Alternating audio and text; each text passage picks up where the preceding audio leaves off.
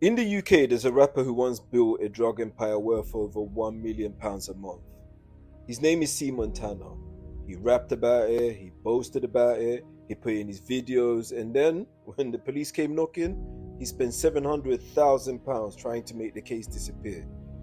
It didn't disappear, and in March 2026, a jury convicted him of running one of the largest drug importation conspiracies in recent UK history, and they sentenced him to 23 years. The problem? He wasn't there to hear it. He was already gone.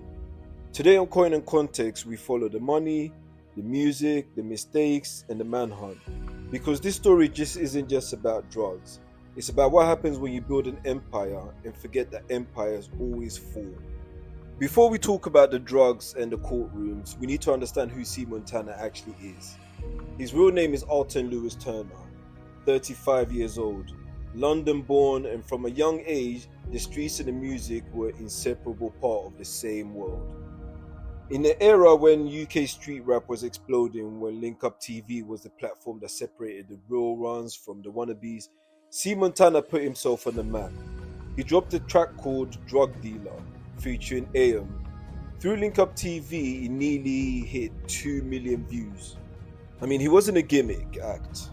He had bars, charisma, and a following. BBC Radio 1 Extra featured him. He appeared on Voice of the Streets alongside DJ Kenny Allstar. He was building something real in music. But here is where the story gets a bit complicated. Because the music and the lifestyle he described, they weren't fiction. While the drug dealer video was racking up views, Alton Lewis Turner was reportedly running an actual drug dealing operation. The music wasn't just art, it was autobiography. Now let's stop here for a second. Because this detail, the fact that C. Montana was literally rapping about being a drug dealer whilst allegedly running a multi-million-pound drug operation, is one of the most extraordinary and frankly baffling parts of his entire story. And it deserves its own conversation.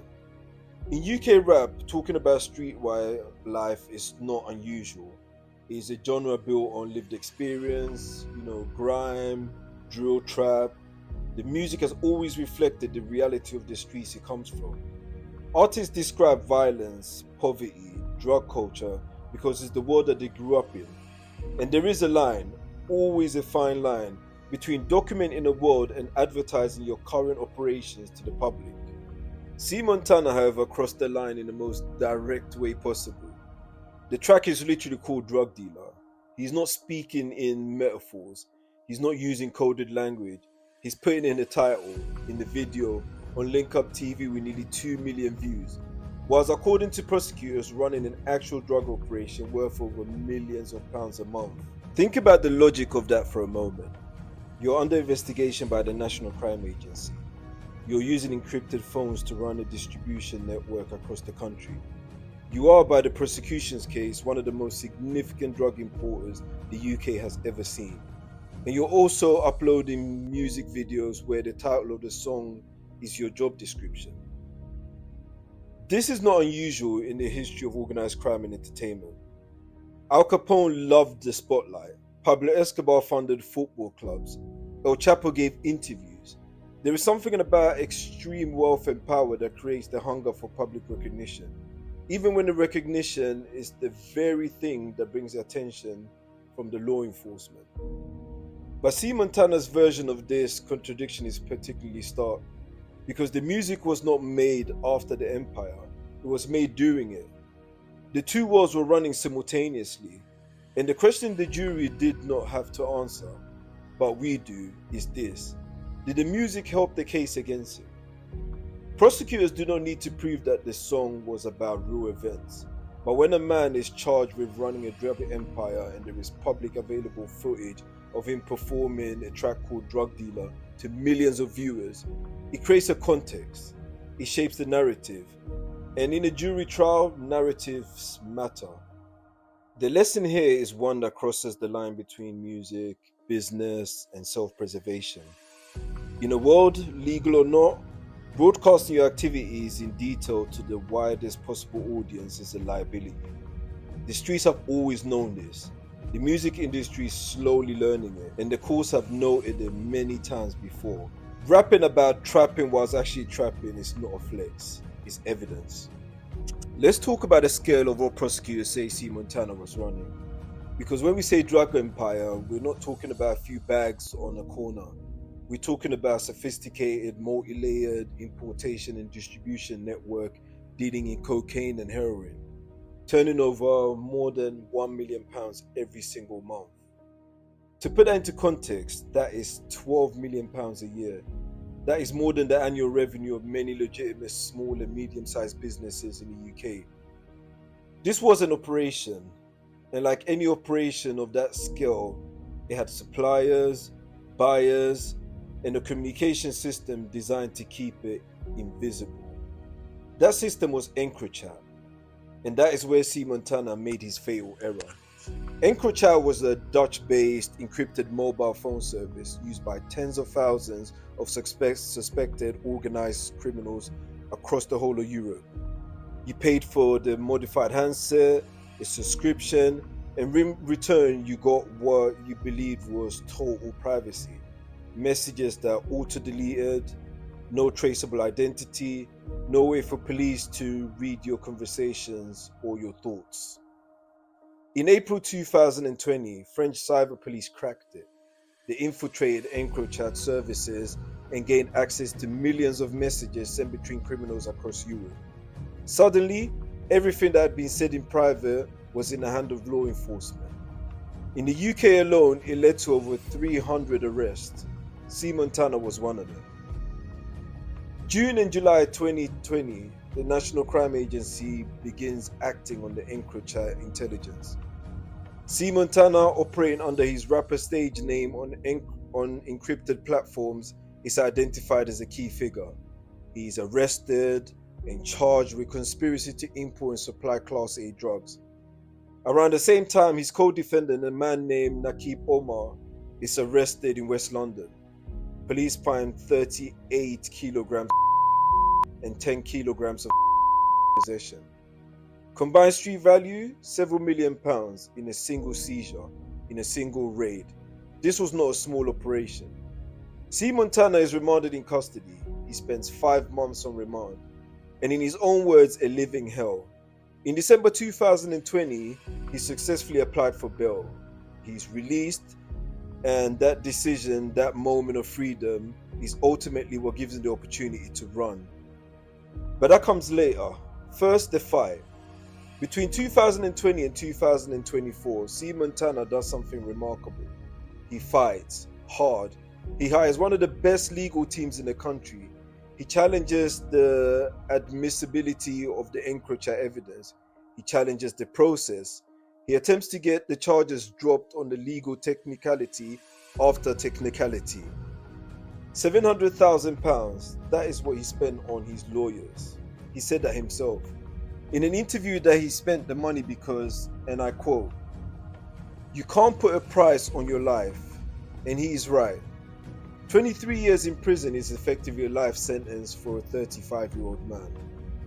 But here is the brutal financial reality of that strategy. He spent £700,000 and lost every single legal challenge, every application dismissed, every appeal rejected, and EncroChat evidence stood. The trial was set to proceed now. By October 2024, it is clear that the case is no longer going away. And at that moment, rather than sit in the courtroom and hear a jury deliver a verdict he apparently believed was coming his way, Alton Lewis Turner doesn't show up. A bench warrant is issued on the 25th of October 2024. He's still missing. This is the part of the story that most people don't know is even possible in the UK, but it is.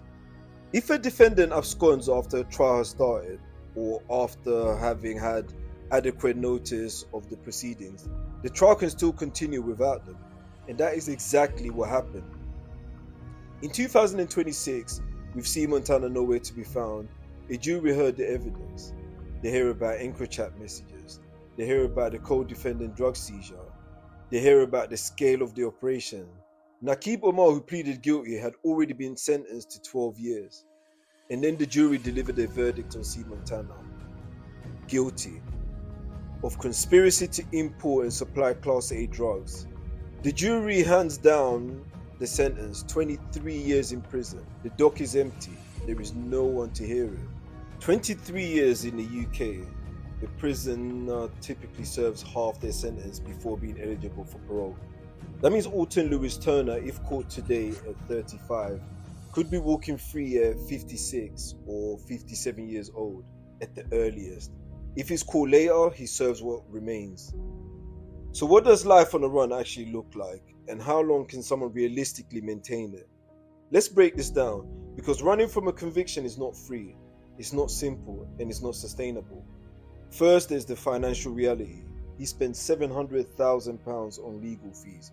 Whatever remains of his wealth, and bear in mind, police and prosecutors will now be pursuing the proceeds of Crime Act confiscation order against any assets they can identify, is what he has to live on. With no legitimate income, no UK bank account he can safely access, and the law enforcement actively looking for him.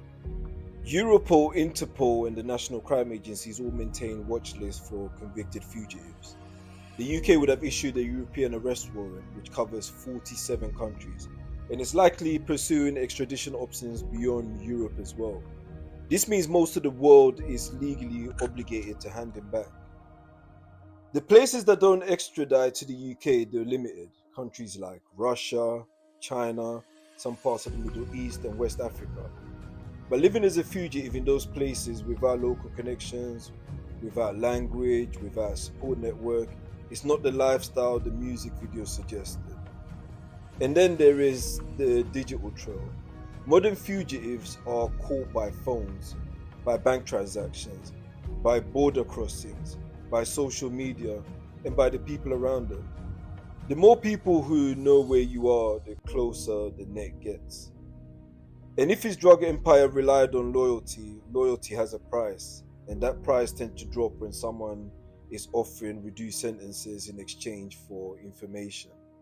The honest answer to how C. Montana can stay free is dependent entirely on three things: his money, his location, and his discipline. Most fugitives are caught within 2 years. Some last a decade. A very small number live out their days without being found. But they do so in effective isolation, using false identities in countries with weak extradition ties, never touching anything that connects to their former life. The most likely outcome, based on the pattern of high-profile UK fugitives, is that he's caught within 3 to 5 years. The proceeds of crime investigation would drive up his accessible funds. His network will gradually fracture, and one mistake, one phone call, one card transaction, one airport scan will end it all. There is also the psychological cost of what nobody talks about. Being on the run is not freedom. It's a different kind of prison, one without walls but constant fear. No family, no music, no normality. Every face a potential threat. Every knock at the door a potential arrest. Ironically, for a man who spent £700,000 trying to avoid a sentence, the act of running may even end up costing him far more in years, in peace, in everything. Let's do what Coin and Context always does and follow the money to the end. The drug empire reportedly generated over £1 million a month. If we assume it ran for even 2 years before the EncroChat bust, that's £24 million in turnover. Where did it all go? Into the operation, into product, into bribes and handlers, into the lifestyle, and almost none of it is sitting somewhere safe. £700,000 gone on legal fees that did not work. Whatever assets the NCA freezes, gone under the Proceeds of Crime Act. The music career, abandoned. The freedom, gone. 23 years starts from the day that he is caught. The lesson of C. Montana is not just about crime and consequence. It's about the illusion of the empire. Because from the outside, the music, the flexing, the cash, it looked like power. But real power does not need to run from a courtroom. Real power does not spend his fortune on lawyers to avoid his own past. Real power does not disappear. And this is what makes this story worth telling. Because the arc is not unique. We've seen it before. We will see it again. The streets, the success, the system catching up. The only variable is the scale. Alton Lewis Turner, C. Montana, is still out there as we record this. The warrant is outstanding, the sentence is waiting, and somewhere a man who once had 2 million people watching him on YouTube is living in the shadows of an empire he built. What happens next? We don't know. Nobody does. But history tells us one thing. The longer you run, the heavier the sentence feels when you stop.